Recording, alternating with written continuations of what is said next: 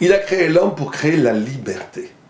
Il a créé la liberté pour qu'à partir de quelque chose qui est oublieuse du Créateur, l'homme, sa liberté, le monde d'ici-bas, la matière, il puisse avoir un réveil indépendant, libre, qui proclame et qui prend conscience de l'amour qu'il porte à son Créateur.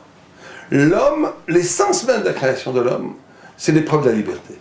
L'essence de l'homme, c'est la liberté. C'est à quoi c'est la liberté? C'est que dès qu'une chose est créée et qu'elle n'est pas libre, elle n'a aucun sens. Ou plutôt, elle n'a aucun sens pour elle-même. Elle a peut-être un sens pour le Créateur, mais ça, on ne sait pas. Mais en tous les cas, pour la créature, elle n'a aucun sens. Quand l'homme est créé et qu'il est en même temps libre, c'est-à-dire qu'il peut refuser la vérité ou l'accepter, sa liberté va donner une valeur énorme à la reconnaissance de Dieu. Et donc c'est ce qu'on appelle dans la Kabbalah, comment la lumière va jaillir des ténèbres.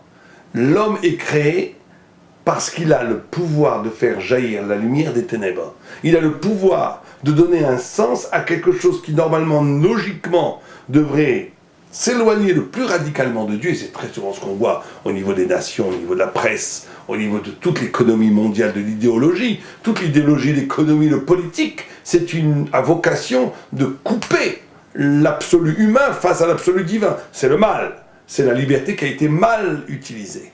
Mais le sens de cette création de l'homme, c'est qu'à partir de la tentation de vouloir couper, d'être oublieux de son origine, l'homme peut tout d'un coup se réveiller et dire non, je décide, je proclame que Dieu est mon créateur. Et là, il y a un Kiddush Hashem.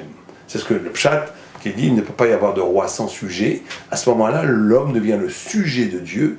Et quand il y a le sujet de Dieu, il y a la gloire de Dieu. Et donc, chacun d'entre nous a la responsabilité d'être un sujet, d'être un chevalier de Dieu pour proclamer son unité et sa vérité. Et c'est ça qui donne un sens, non seulement à notre propre existence, mais à l'existence de toute l'humanité entière.